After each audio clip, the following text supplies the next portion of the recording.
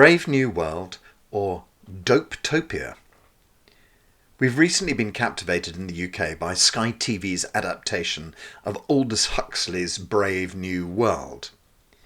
But what would a non-dystopian version of A Brave New World look like? The drama was a lush, modernistic sex fest. Well made, well produced and thought-provoking, as was the original novel itself. In a twist more suited to George Orwell, the internet had become self-cognizant and had taken over control of the population and the world. In Huxley's 1921 novel, Chrome Yellow, one of the characters sets up the future novel's plot for us. An impersonal generation of the future that will take the place of nature's hideous system. In vast state incubators, row upon row of gravid bottles will supply the world with the population it requires. The family system will disappear. Society, sapped at its very base, will have to find new foundations. And Eros, beautifully and irresponsibly free, will flit like a gay butterfly from flower to flower through the sunlit world. The version of Brave New World we encounter, thanks to Sky TV, is a world where people work a little, socialise a great deal, and go out for parties and sex marathons all night, every night. Everything is fueled with soma, a drug that's various varieties will insulate the user from ever having to experience anything again. The players drift through this drug-fueled sex fest without a care. We find later that the computer model that's now running their lives was programmed by a group of founders who are still plugged into the net and are now living out their lives virtually. Their bodies remain in a state of stasis, not aging, whilst their minds sit on a beach drinking cocktails all day. I found it curious that the makers had decided to make this group a mixture of men and women. Now, I've worked for many years around programmers, mostly all of them men. It strikes me that this version of A Brave New World would have been exactly what a load of boys, given the opportunity, would create for themselves. It puts men in control, no surprise there. It effectively makes the women their sex slaves in an ambient sort of way. Life is one long festival, with no hangovers, no bills to pay, and no consequences for their bad behaviour. I can't see any woman, programmer or not, being subordinated in that way, forever. That being said, it's a tiny flaw in an otherwise fun slice of viewing. It also echoes ideas from The Matrix. The system will eventually control everything for us, that birth will be an unnecessary inconvenience, that death will become a civic duty, that perhaps the system will eventually begin to exploit us, to use us as its resource to discover further. This then also echoes such thought experiments such as Plato's cave. The suggestion that we're chained into a cinema, unable to do anything except watch the screen. We've all, from time to time, lost ourselves so deeply in a film that it almost becomes a shock when it ends and we find ourselves back in our own mundane lives. In Plato's model, we have no idea who the projectionist is. We've been watching so long that we believe this to really be what reality is. Are we ever going to get out of that cinema? What happens if we do? That might be a much scarier thought in reality. This all seems very real, doesn't it? COVID, lockdown, global warming. It's a very convincing and gripping simulation right now. Perhaps you are being used by the system. Perhaps you are being used by the being we'll call God.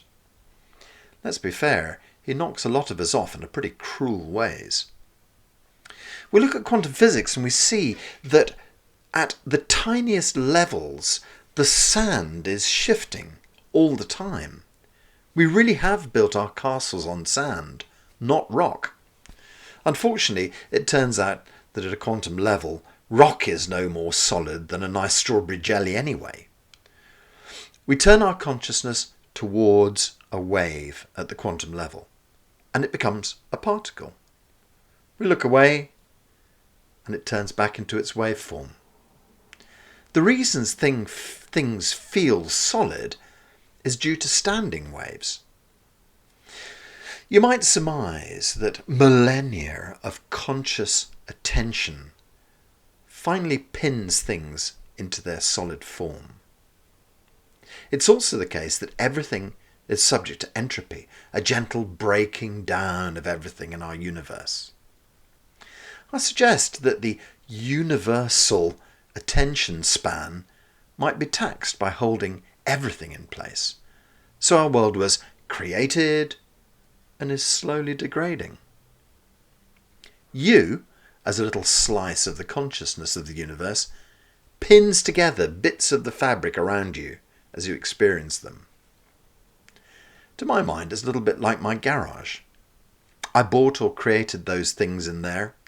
If I leave them unattended for a few years, they'll get mouldy and they'll gently break down. If I go in occasionally to check on things and see how everything is stored, this doesn't happen. Maybe that's the model then.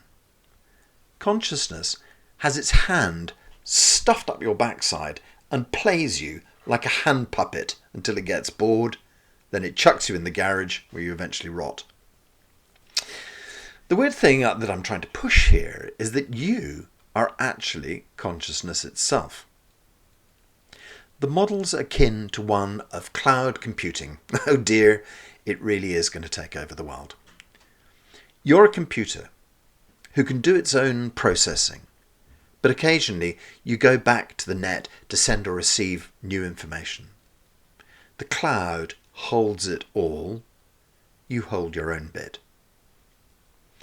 Do you remember the SETI program, where your computer's screensaver would connect to the web whenever the computer wasn't being used, and help join into a host that did complex calculations to find alien civilizations whilst you slept?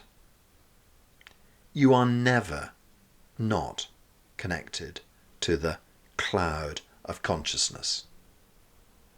But to make the game seem a little bit more real, you're fitted with a left brain set of circuitry that makes you think you're alone, that you're an island.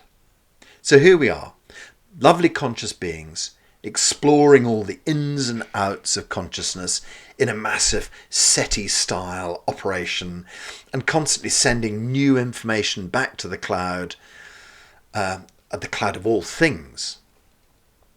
It's a wonderful program of self-discovery for us on the micro basis, and a wonderful journey of self-discovery for us as consciousness on the macro basis. Did Jeremy just claim that he's God? Yes, I did. And so are you. I realise there may be a purge or a fatwa on the way for me now, but as death is just a return to the source of all wonder, then I don't really mind.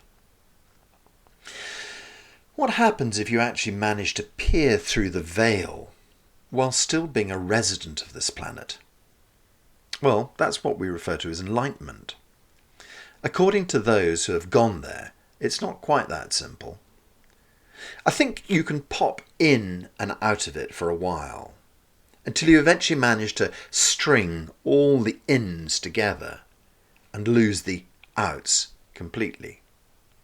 However, that being said, I'm told that even that might only be enlightenment light, and that there may be many new levels to ascend to after that. The only problem being is that few people bother to write back, and as soon as they do, they get turned into a god or a guru. Do not stick yourself on a plinth. There is only one way to fall. So, let's say I found a way to spend lots of time in a quiet state. What's life like for me? I get to relax and play as I wish. I'm not really bothered about society or family. I put myself into the flow of the universe. And if the big plan is that I survive and thrive, then all the resources will come my way. There's only one sin in this world, and that's not being in the true flow of your life. The universe is abundant and will provide. You just have to be aligned and open for it. When you've played your part, recycling time. You get to try out entropy yourself. I've written much in my previous articles about Dr. Pang's version of a Brave New World.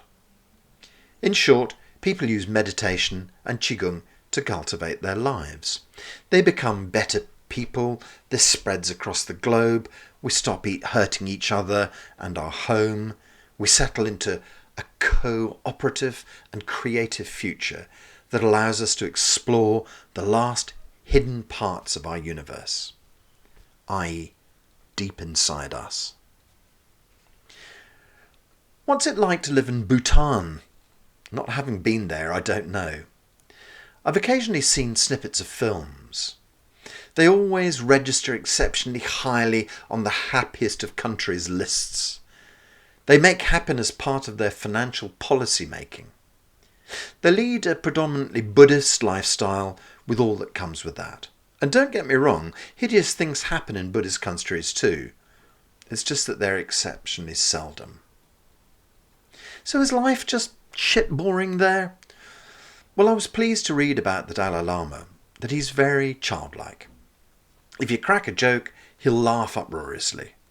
If you tell him of a tragedy, he'll shed a tear. Neither event will leave a lasting, indelible mark on his soul, as they often do for Western lives. Imagine a conscious life where you flow easily, not hitting the bumps in the road very often. Imagine days of beautiful happiness, simple and easy, satisfying tasks, creative cooperation with your fellow beings. Be the change that you want to see. The days of wonder lie just ahead, but we must just elect to head in that direction. Qigong provides a framework, but there are many other ways. Let's search for a path to conscious living together. Let's leave a legacy for the following generations that doesn't look like a brave new world.